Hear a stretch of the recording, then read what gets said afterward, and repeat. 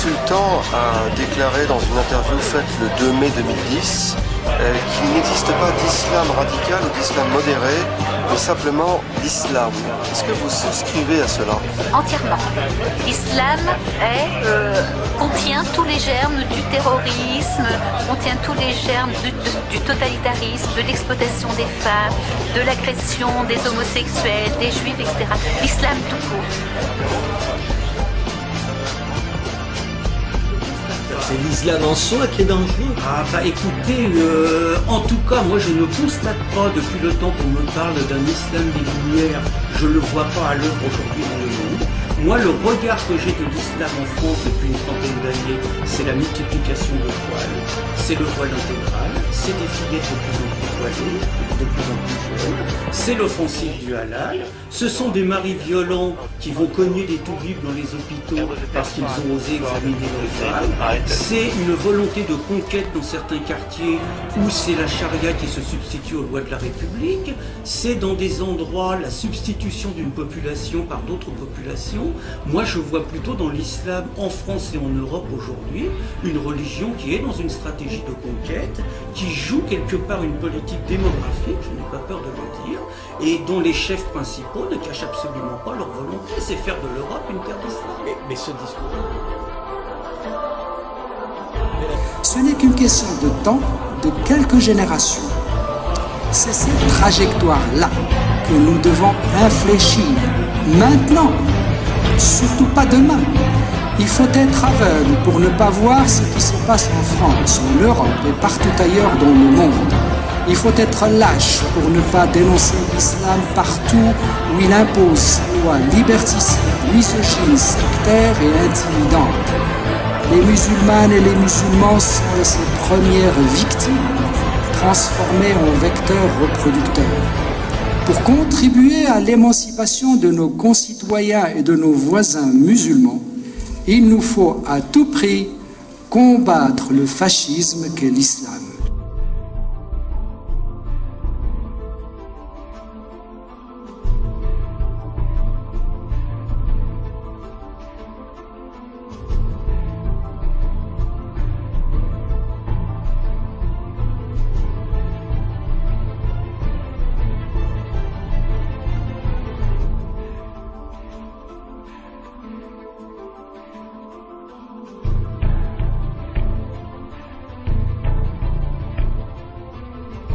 Invité de ce journal, nous recevons donc Nadia El Fani. Bonjour Nadia El Fani, merci d'être avec nous. Vous êtes réalisatrice Ni Allah ni Maître, c'est le titre de votre documentaire. Un documentaire sur la laïcité. Il a déjà été présenté en Tunisie lors d'un festival local. On en parle dans un instant, mais je vous propose d'abord de regarder un extrait de ce documentaire. Cannes, à l'heure africaine. Cette fois, nous avons le plaisir de retrouver la réalisatrice tunisienne Nadia El Fani en direct de la Croisette. Nadia El Fani, vous êtes venue à Cannes pour vendre votre documentaire Ouled et Nîmes. Il est déjà terminé, reste maintenant à trouver les distributeurs à Cannes, c'est ça? Oui, c'est un peu ça. Il est déjà terminé, il a déjà fait pas mal de festivals. Il a même eu une mention spéciale au Festival des films africains à Bruxelles. Là, c'est une autre étape, Cannes. Un quart d'heure après le début de cette manifestation de soutien aux artistes, nous avons été agressés par un groupe de 70 à 80 personnes qui sont facilement reconnaissables. Ce sont des islamistes extrémistes.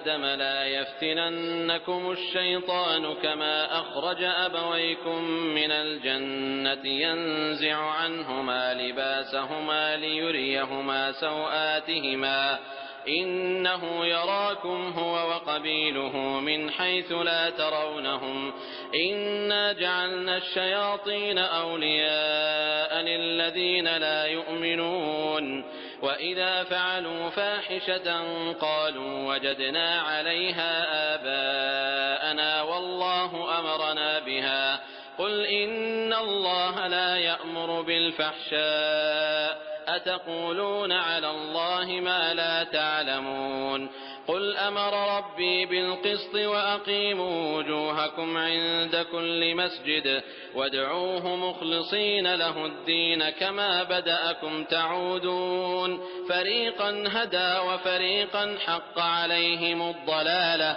إنهم اتخذوا الشياطين أولياء من دون الله ويحسبون أنهم مهتدون.